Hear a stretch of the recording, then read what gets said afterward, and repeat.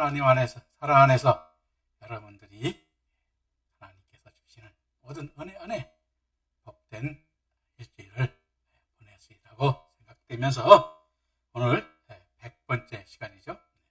오늘 창세기 100번째 시간 바로 말씀으로 이어서 오늘 우리가 바로가 꾼 꿈을 요셉이 해석하는데 어떤 꿈을 어떻게 해석하고 오늘날 이런 말씀들이 어떻게 우리에게 하나님의 길 나가는 데 있어서 어떻게 깨달아 나가야 되는가를 한 번 더 오늘 말씀 속에서 여러분들과 함께 깨달아 보려고 합니다. 그럼 오늘은 말씀은 창세기 41장 32절부터 34절 말씀으로 시작하겠습니다. 창세기 41장 32절부터 34절에 말씀하시기를 바로께서 꿈을 2번 겹쳐 꾸신 것은 하나님이 이 일을 청하셨습니다. 속히 행하시니 이제 바로께서는 명철하고 지혜 있는 사람을 택하여 애굽 땅을 치지하게 하시고 바로께서는 또 이같이 행하사 국중에 여러 관리들을 두어 그 7해 풍년에 7땅의 5분의 1을 거두되라고 말하고 있는데, 자, 바로께서 꿈을 2번 겹쳐 꾸셨다고 우리가 보고 있는 말씀하고 있는데, 꿈을 2번 겹쳐 썼다고 하는 것은 즉 키디곤 핫다바르를 직역하면 하나님이 그 일을 정하여 놓았다는 것입니다. 그러므로 속히 행하실 것이라는 말씀을 우리에게 보여주고 있는 것입니다. 그리고 이제 바로께서는 명철하고 지혜 있는 사람을 택하여 애굽 땅을 치리하시고 있는데, 이제 바로께서는 명철하고 지혜 있는 사람을 택하게 하심에 명철하고 지혜 있는 사람은 이씨나본 외약함으로 나보는 분별이 있다, 판별하다, 이해하다 등을 뜻하는 뺀의 수동형으로 뛰어난 인지력과 분별력이 뛰어남을 의미하고, 지혜 있다는 학함은 말과 행동에 있어서 현명하게 일을 행하는 사람을 말하는 것으로, 모세도 이스라엘 각파 지도자들을 세울 때 신명기 1장 13절에서 너희가 각각 지파에서 지혜와 지식이 있는 유명한 자를 택하라. 내가 그들을 세워 너희 두령을 삼으리라 했는데, 요셉도 바로에게 하나님의 말씀대로 지혜롭고 현명한 자를 택하여 치리자로 두어 다스릴 것을 우리에게 말씀하고 있습니다. 오늘날도 마찬가지죠. 오늘은 우리가 인간의 삶에 의한 인간의 지혜도 있지만 하나님께서 주는 지혜가 가장 큰 지혜요. 우리가 깨달아 가야 되고 하나님의 뜻으로 이루는 것이 어떻게 나타나는가, 우리는 그것을 깨닫는 지혜가 우리에게 필요한 것입니다. 그래서 솔로몬 왕은 그 지혜를 하나님께 구하서 그 지혜가 출중했음을 성경에서 우리에게 보여주고 있죠. 그래서 우리도 항상 하나님께 기도할 때 무엇을 구해야 될까요? 성령으로 주시는 하나님의 지혜를 구하는 그러한 기도가 우리에게 필요한 것을 성경은 여러 군데서 우리가 보여주고 있는데, 앞으로 그와 같은 말씀이 나올 때 또 말씀을 드리겠습니다. 그리고 바로께서는 또 이와 같이 행하사 국중에 여러 관리들을 두어 그 7해 풍년에 애굽 땅이 5분의 1을 거두되라고 말하고 있는데, 자, 요셉의 이변 바로의 꿈을 해석해 줌에 있어서 물론 어떻게 다스려야 할 것인가까지 말하고 있는데, 즉 국중에 여러 관리를 두어는 외야 부케드 페키팀 알하 에레츠로 직역하면 그 땅을 살피는 자들을 살피게 하라는 뜻으로 철저하게 대비하여야 함을 우리에게 보여주고 있습니다. 그리고 그 7해 풍년의 애굽 땅의 5분의 1을 거두되 하매 5분의 1을 거두면 외함 메시로 즉 세금으로 5분의 1을 거두라는 것을 우리에게 보여주는 것입니다.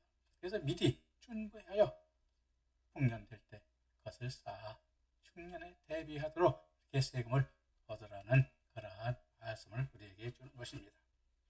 그리고 41장 35절부터 36절에 그 관리로 장차 올 풍년의 모든 곡식을 거두고 그 곡물을 바로의 손에 돌려 양식을 위하여 각 성에 적치하게 하소서. 이와 같이 이 곡물을 이 땅에 저장하여 이 땅에 이 말 7배 흉년을 예비하시면 땅이 이 흉년을 인하여 멸망치 아니하리라 라고 말하고 있죠. 자, 그래서 여기서 말씀하시고 있었지만 그 관리를 장차올 풍년의 모든 곡식을 거두어의 그 관리는 웨이크 배추로 하나님이 쓰시는 사람들을 말하는 것이요, 모든 곡식을 거두어드리는 것은 물론 풍년에 잘 익은 곡식을 거두어드리는 것도 되지만 성경적 의미로는 영혼을 건강해 하고 기름지게 할 믿음의 말씀의 생명의 진리의 양식을 더 뜻하는 것입니다. 즉 예수님께서는 요한복음 4장 32절부터 34절에 내게는 너희가 알지 못하는 양식이 있느니라 제자들이 서로 말하되 누가 잡수실 것을 갖다 드렸는가 한때 예수께서 이르시되 나의 양식은 나를 보내신 이의 뜻을 행하며 그 일을 온전히 이루는 것이라 하셨는데, 또 요한복음 6장 27절에 썩을 양식을 위하여 일하지 말고 영생하도록 하는 양식을 위하여 하라. 이 양식은 인자가 너희에게 주리니 인자는 하나님 아버지의 인치신 자니라 말씀하고 있으니 우리는 예수님이 주시는 영의 양식, 즉 하늘의 영원한 말씀의 양식을 쌓아두는 자들이 되어야 하는 것입니다.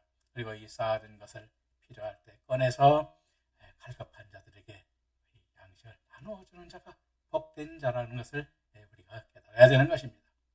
그리고 그 곡물을 바로의 손에 들려 양식을 위하여 각 성에 적시하게 하소서 하였는데, 바로의 손에 들린다는 타트 야드 파로는 바로의 권한 아래 둔다는 뜻이며, 양식을 위하여 각 성에 적시하게 하소서는 곡식이 상하거나 도난당하지 않게 잘 지키고 보존하게 한다는 것을 우리에게 보여주는 것입니다.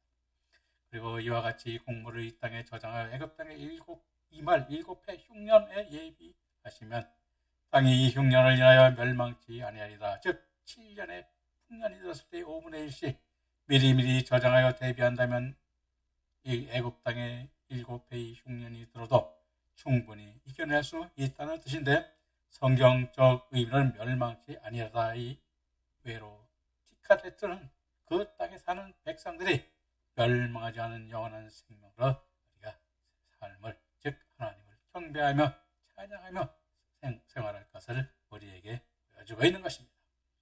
그리고 41장 37절부터 39절에 바로와 그 모든 신하가 이 일을 좋게 여긴지라 바로와 그 신하들에게 이르되 이와 같이 하나님의 신이 감동한 사람을 우리가 어찌 얻을 수 있으리요 하고, 요셉에게 이르되 하나님이 이 모든 것을 네게 보이셨으니 나와 같이 명철하고 지혜 있는 자가 없도다 라고 말하고 있는데, 이 바로가 모든 신하들이 이리 옳게 여겼다는 와이타부 핫다바르는 요셉의 꿈은 해석과 곧 다가올 7년의 풍년과 7년 흉년에 대한 요셉의 정책에 대하여 바로뿐만 아니라 애굽의 모든 신하들까지 정당하게 받아들였음을 우리에게 보여주고 있는 것입니다. 그리고 38절에서는 바로가 그 신하들에게 이르되 이와 같이 하나님의 신에 감동한 사람을 우리가 어찌 얻을 수 있으리요 라고까지 감탄하고 있는데, 왜냐하면 당시에는 모든 것들이 신에 의해서, 신의 전쟁도 마찬가지죠. 신과 신들의 전쟁으로 보았기 때문인 것입니다. 그래서 당시 애굽에서 존경받았던 술사들과 박사들이 할 수 없었던 바로의 꿈을 해석했을 뿐만 아니라 그 땅에 사는 백성들까지 멸망하지 않게 정체까지 말하였으므로 하나님의 신에 감동한 사람이라고까지 우리에게 말하고 있는 것입니다. 즉 요셉은 믿음의 모든 행위는 고침을 받았어도 세상의 뜻에서 벗어나지 못하고 이어지던 현상들이 이 믿음에 이르러서야 없어지고 육적인 모든 것을 하나님이 버리게 하여 주심으로써 성령이 임하사 하나님께서 명하신 사랑의 법을 깨달아 자유함을 얻고 온전한 영적 회복을 이루어 하늘의 복을 누리게 되었음을 요셉을 통하여 우리에게 보여주고 있는 것입니다. 사도 바울도 사도행전 16장 16절 40절에서 성령님의 명령으로 아시아를 떠나 빌립보에 가서 실라와 함께 저 많은 귀신 들린 여종에게 귀신을 쫓아내었는데 그의 주인이 자기 이익의 소망이 끊어짐을 보고 바울과 실라를 가난에게 끌고 가 자신들이 모르는 일을 전한다 하여 송사를 하여 바울과 실라를 매를 치고 감옥에 가두었게 하였음을 우리에게 보여주고 있는데, 그러나 바울 사도는 감옥에서도 찬양과 기도를 함으로써 하나님께서 후련히 감옥의 털을 흔드시고 또 문을 여시고 착고도 풀어주셨으나 바울과 실라도 도망하지 않음으로써 간수의 집 식솔들이 예수님의 십자가의 복음을 믿어 자유인이 되게 하였으며 바울과 실라도 옥에서 풀려났음을 기록하고 있음에서도 잘 보여주고 있는 것입니다. 그래서 오늘 우리들도 우리가 해야 될 일, 즉 하나님께서 우리에게 이루어 가실 일, 하나님께서 이 땅에서 이루어하실 일을 보고 그 뜻을 따라 행하는 그러한 믿음의 참종들이 진짜 참종이죠. 그래서 오늘 저도 페이스북에서 이제 보니까 그런 내용이 나와 있더라고요. 자살을 하면은 뭐 지옥 간다고 그러는데 그게 지옥 가는 게 맞습니까? 라는 그런 대목이 올라와 있더라고요. 그래서 제가 여기 좀 댓글 달려다가 시간이 없어서 달질 못했는데, 그것을 잘 설명을 하면은 사실은 우리 인간은 우리 육신의 삶이죠. 육신의 삶을 사는 동안에 하나님께 의로운 삶, 하나님의 영광을 나타내고 하나님께서 이루신 그 진리의 말씀을 증거하는 것과 또 세상에서 우리가 하나님께 범죄한 사실, 이와 같은 것을 계산하는 것이죠. 그래서 심판한다고 그러는데, 이것은 심판한다는 것은 계수를 한다는 의미입니다. 그래서 그 계수를 하는데, 그것은 우리가 자살한다고 해서 우리가 바로 지옥 가는 게 아니고, 자살하는 동안까지 산 삶을 통해서 하나님께서 거기에 대해서 그 판단을 하시는 것입니다. 심판, 계수를 하시는 것이죠. 그래서 그것이 지옥 가는 건 아니고, 여러분들이 보면 알겠습니다만, 자살하기 전까지 삶 자체를 가지고 그 사람의 심판을 하나님의 말씀대로 하나님의 의를 이해해 어떻게 살았는가, 또 하나님께 범죄한 것은 무엇이 있는가를 계수해서 그것을 하나님께서 판단하시고 또 우리에게 그 상급도 주시고 또 거기에 대한 영광도 주시고 또 거기에 대한 우리가 계산을 통해서 벌거벗은 구원이라고 그러는데, 이런 또 뭐냐면 부끄러운 자로서 삶을 사는 것은 부끄러운 자로 살고, 그렇게 해서 하나님께서 종합적으로 우리에게 심판을 하는 것입니다. 그래서 기업도 주시고 하늘에 영광도 입혀주시고 하는 것입니다. 그래서 여러분들도 그렇게 하시고, 하나님께 자살한다고 해서 지옥 간다는 그런, 또 성경에 그런 말은 없습니다. 그래서 여러분들도 그렇게 하시고, 잘 알고 있으리라고 있습니다만 모르고 있던 분들은 그렇게 깨닫고 계시길 바라며, 자세한 것을 알게 원하시면 또 저에게 상담해 주시면 고맙겠습니다. 그리고 이어서 요셉에게 이르되 하나님이 이 모든 것을 내게 보이셨으니 너와 같이 명철하고 지혜 있는 자가 없도다 라고 말하고 있는데, 바로가 요셉에게 하나님이 이 모든 것을 내게 보이셨으니 라고 말하고 있습니다.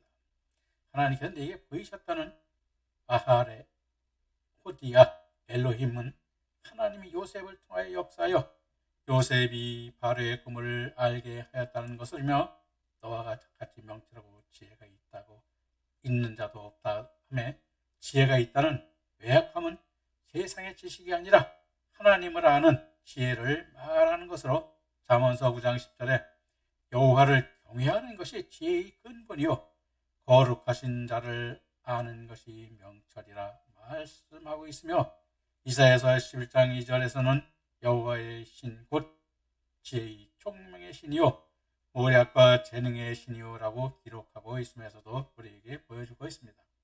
따라서 진리를 아는 지혜는 에베소서 1장 17절에 우리 주 예수 그리스도의 하나님 영광의 아버지께서 지혜와 계시의 정신을 저희에게 주사 하나님을 알게 하시고 하셨으니, 모든 지혜는 하나님으로부터 알게 되며 복이 있는 자는 여호와를 경외하고 미련한 자는 하나님의 지혜와 훈계를 멸시하고 천하게 여기는 것입니다. 그래서 우리가 오늘날도 이렇게 세상 지혜, 우리가 세상의 지혜는 뭡니까? 세상에서 명예를 얻고 또 부자가 되고 하늘에서 명예를 이 땅에서 이 세상에서 명예를 얻는 것이지 우리가 이 세상의 지혜죠. 그런데 하나님의 지혜는 이 세상에서 영광과 또 명예를 얻고 또 그런 세상의 명예가 아니라 하늘에서 하나님 나라에서 이루어지는 영예죠. 그 영예를 우리가 얻어야 됨을 우리는 항상 말하고 있는 깨닫게 하고 있는 것입니다. 그래서 이 영예를 얻는 것은 여러분 성경에서 하나님의 뜻을 알고 하나님의 뜻으로 어떻게 나가야 그 뜻이 이루어지고 그 뜻을 이루는 것이 주님께서도 그 뜻을 이루려 하셨듯이 우리도 그 뜻을 깨닫고 이루어가는 그러한 역사의 주인공이 될 때 하나님이 기뻐하시고 내 사랑하는 아들아라고 우리를 부를 수 있고 또 여러분들도 그와 같은 그 은혜 안에 복된 자로서 하나님께서 이제 내 참종이죠. 내 사랑하는 종, 사랑하는 아들 그렇게 부르실 수 있는 그 부름을 받기를 바라는 바이며 여러분들 저도 그렇게 되기를 함께 기도하며 앞으로 나아가시기를 바랍니다. 이어서 41장 40절부터 41절 말씀을 이어가겠습니다. 너는 네 집을 지리하라. 내 백성이 다 내 명을 복종하리니 나는 너보다 높음이 보좌뿐이니라. 바로가 또 요셉에게 이르되 내가 너로 애굽 온 땅에 총리하게 하노라고 말하고 있는데 여기서 너는 내 집을 치리하라인 아타치흐의 베티라는 것은 집으로 번역하였지만 애굽의 내각을 의미하는 것으로 본문을 기억하면 너는 나의 집 위에 있으라입니다. 즉 내 백성이 다 내 명을 복종하리니 나는 너보다 높음이 보좌뿐이니라 하면 바로의 통치를 받는 모든 백성이 요셉의 명령에 따를 것이라는 의미며 나는 너보다 높음이 보좌뿐이라는 것은 애굽의 관리 중에 가장 높은 자리에 앉힐 것을 말하는 것입니다. 그리고 바로가 또 요셉에게 이르되 내가 너로 애굽 온 땅을 총리하게 하노라 했는데 너로 애굽 온 땅을 총리하게 하노라 즉 나타티 오테카 알골 에레츠 비츠라임으로 바로가 요셉에게 이집트 온 땅을 다스릴 수 있는 권한을 주었다는 뜻입니다. 다시 말하면 애굽은 당시 상하 두 애굽으로 나뉘어 있었고 각각 독립된 통치자가 있어 다스렸으며 전국은 12주로 나누어 통치하였는데 어느 정도 자율적 통치권이 부여되어 있었습니다. 그리고 전 애굽의 최고 통치권을 행사할 수 있는 사람은 단 한 사람, 바로 왕뿐이었습니다. 그런데 요셉에게 바로 왕을 대신할 수 있는 총리하는 자리에 오르게 된 것을 우리에게 여기서 보여주고 있는 것입니다. 이 애굽의 총리가 되었다는 것은 즉 애굽 왕 다음에 높은 자리를 우리에게 보여주고 있는 것입니다. 그리고 41장 42절 43절에 자기의 인장 반지를 빼어 요셉의 손에 끼우고 그에게 세마포로 옷을 입히고 금사슬을 목에 걸고 자기에게 있는 버금 수레에 그를 태우매 우리가 그 앞에 소리 지르기를 엎드리라 하더라. 바로가 그로 애굽 전국을 총리하게 하였더라 라고 말하고 있는데 자 여기서 바로가 자기 인장을 반지를 빼어 요셉의 손에 끼웠다는 인장 반지는 탑밭으로 어원인 타밭은 누르다 찍다는 뜻을 가졌으나 당시 자신의 신분을 상징하는 문양이나 글자를 넣어 소유자의 권한을 행사하는 데 사용하였습니다. 따라서 요셉에게 바로가 인장 반지를 끼워주었다는 것은 요셉에게 자신을 대신하여 칙령을 내릴 수 있는 법적 권한을 부여했음을 보여주는 것이요. 또 에스더서 33장 10절 11절에 왕의 반지를 손에 빼어 유다인의 대적 곧 아각 사람 하무다다의 아들 하만에게 주며 이르되 그 은을 내게 주고 그 백성도 그리하노니 너는 소견이 좋을 대로 행하라 하면서도 권한을 위임했음을 우리에게 보여주고 있습니다. 그러나 성경적 의미로는 요한계시록 7장 2절 4절에 또 봄에 다른 천사가 살아계신 하나님의 인을 가지고 해돋는 데부터 올라와서 땅과 바다를 해돋게 할 권세를 얻은 네 천사를 향하여 큰 소리로 외쳐가로되 우리가 우리 하나님의 종들의 이마에 인치기까지 땅이나 바다나 나무나 해치지 말라 하더라. 내가 인맞은 자의 수를 들으니 이스라엘 자손의 각 지파 중에 인맞은 자들이 14만 4천이니 말씀하고 있는데 요셉이 14만 4천의 인에 맞은 종임을 우리에게 말씀하여 주고 있는 것입니다. 그러나 세마포를 입고 금사슬을 목에 걸었다는 세마포 쉐시는 당시 세상의 권력자나 부자들이 입었던 옷으로 요셉도 자신의 신분이 권위를 나타내기 위하여 세마포 옷을 입고 금사슬을 목에 걸었으나 성경적 의미로는 순교의 믿음을 가진 선지자들에게 하나님이 입혀주시는 옷을 말하고 있는 것입니다. 즉 요한계시록 19장 7절 8절에 우리가 즐거워하고 크게 기뻐하여 그에게 영광을 돌리세 어린 양이 혼양기약에 이르렀고 그 아내가 예비하였으니 그에게 허락하사 빛나고 깨끗한 세마포를 입게 하셨은즉 이 세마포는 성도들의 옳은 행실이로다 하셨는데 옳은 행실을 한 자는 예수님이 재림하실 때 첫째 부활하여 주님과 함께 오는 자들로 주님을 위하여 순교한 자들이 입는 옷이며 요셉이 첫째 부활하는 믿음의 종임을 깨닫게 하는 것입니다. 그래서 우리들도 보면 저도 이제 그때 언젠가는 잘 모르겠습니다. 확실한 연대는 기억할 수 없는데 로마 교황이 한국을 방문했던 적이 있습니다. 한국을 방문했을 때 세마포를 입고 거기에 이제 금태를 들었죠. 그래서 금 원료관을 쓰고 교황이 한국에 왔던 것을 봤는데 이것이 우리 인간들이 입는 옷이 아니라 사실은 하나님이 그렇게 입혀주시는 옷을 입는 것입니다. 그것이 가장 복된 자가 입는 옷이요 또 하나님의 영광을 나타내는 영광의 보좌로서 하나님 우편에 계시는 예수님께서도 아마 그러한 옷을 입고 계실 것으로 우리에게 보여주고 있는 것입니다. 그래서 하나의 점도 없고 깨끗하게 하나님의 의의 종으로 산 그러한 그 종임을 나타내는 것이 세마포를 입는 옷인 것입니다.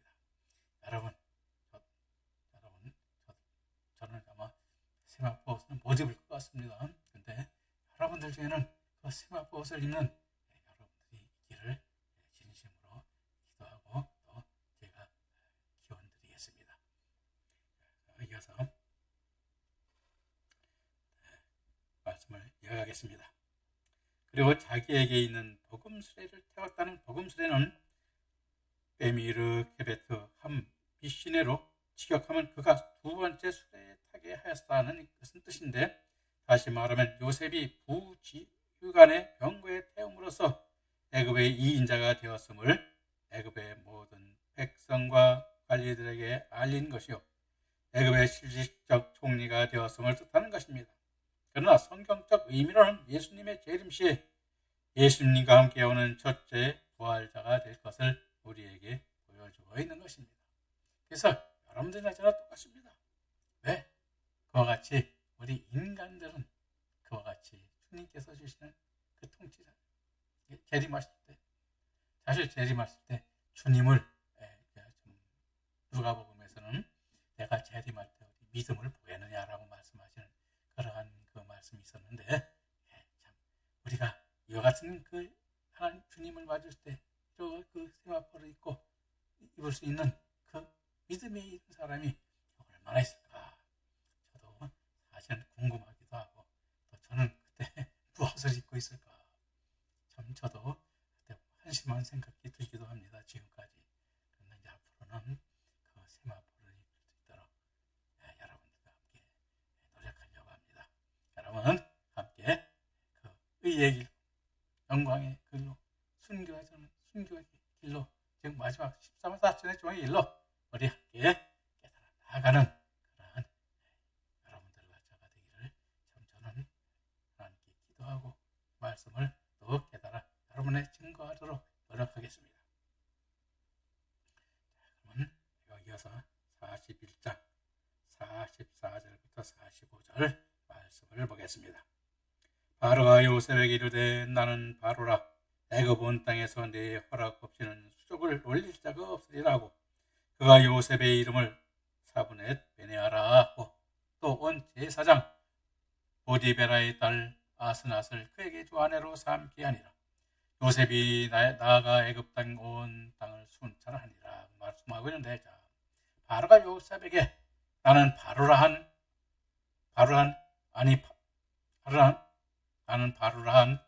파로는 내가 애굽의 유일한 왕이라는 의미로 바로가 법령이나 새로운 일을 할 때 자신의 권위를 확인시키는 선언으로 공식적으로 선포했음을 말하고 있는 것입니다.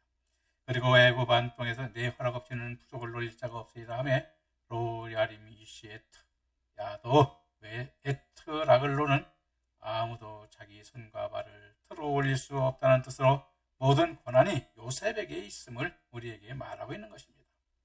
그리고 요셉을 사브넷 베네아라 했는데, 사브넷 베네아는 차페나트 파네아으로 베네아의 뜻은 생명을 나타내는 말이요, 사브넷은 그 뜻을 알 수 없어 정확히 한 의미는 알 수 없으나 스테인도르프는 그 신이 말한다, 그리고 그가 사한다, 또는 그의 신이 말했다, 그가 살 것이다의 의미로 보고, 베르코트는 사물을 대하여 알고 있는 사람의 의미로, 올브라이트는 생명의 지탱자, 생명의 구원자로, 야후다는 그 땅의 자양분이 살아있는 것이다 라는 의미로 해석하고 있으나, 리빙 바이블은 생사 문제에 있어서 신과 같은 권능을 가진 자로 번역하고 있습니다. 따라서 어떤 의미에 따르든 요셉의 새 이름인 사브낫 베네아는 애굽의 운명을 맡고 있다는 사실을 증명해주는 이름으로 스베덴브리는 감체인 것을 계시하는 사람, 즉 장차 다가올 것을 여는 사람으로 번역하였는데 요셉의 존재를 나타내고 있는 것입니다. 또 온 제사장 보디발의 딸 아스낫을 그에게 주 아내로 삼았다 한 온 제사장 보디베라의 온은 카이로 동쪽 약 11km 떨어진 헬리오폴리스로, 이곳은 태양신을 섬기는 중심지로서 거대한 탑과 신전이 있어 태양의 집이라는 뜻의 파라로도 불리웠고, 많은 제사장이 살았던 곳이며 후일 유대 선지자들은 아웬으로 불렀습니다. 제사장 보디베라는 포티페라코엔으로 태양신이라는 출신자, 즉 태양신 나가 주신자의 의미를 가진 이름이며, 바로가 요셉에게 제사장 딸 아스낫을 아내로 준 것은 요셉을 왕족에 준하는 예우를 한 것을 뜻하는 것입니다. 왜냐하면 애굽의 왕들도 왕비를 제사장 가문에서 취하였기 때문이며, 아스낫은 아세나트로 애굽의 여신인 네이트에 속한 자, 네이트를 경배하는 자의 뜻을 하는 이름으로 요셉이 결혼을 하였다는 성경적 의미는 요셉이 하나님의 보냄받은 자로서 하나님의 빛의 역할을 담당하여 사랑하는 형제들을 위하여 하나님의 은혜의 기도를 통하여 또 다른 형제들의 땅인 애굽을 돌보라는 것을 뜻하는 것이요, 요셉이 나아가 애굽다운 땅을 순찰하였다 하면 요셉이 총리로서 업무를 수행하고 전국을 순회하였음을 우리에게 보여주는 것입니다. 그래서 오늘 우리들도 마찬가지죠. 이와 같은 하나님께서 이루시는 일 가운데 총리요, 하나님을 대신하는 자, 오늘도 그가 예수님이시잖아요. 그와 같이 그래서 이 요셉이 예수님의 예표라고 우리가 또 말하기도 하는 것이 바로 여기에 있는 것입니다. 여러분들, 우리 이제 주님께서 그 뜻을 깨달아 그 뜻대로 나아가서 하나님께서 예수님을 내 아들아, 사랑하는 아들아 불렀듯이 여러분과 저도 그 하나님께서 내 사랑하는 아들아 부름받는 여러분들이 되시기를 바라면서 오늘 말씀도 여기서 마치겠습니다. 다음 시간에 뵙겠습니다. 감사합니다.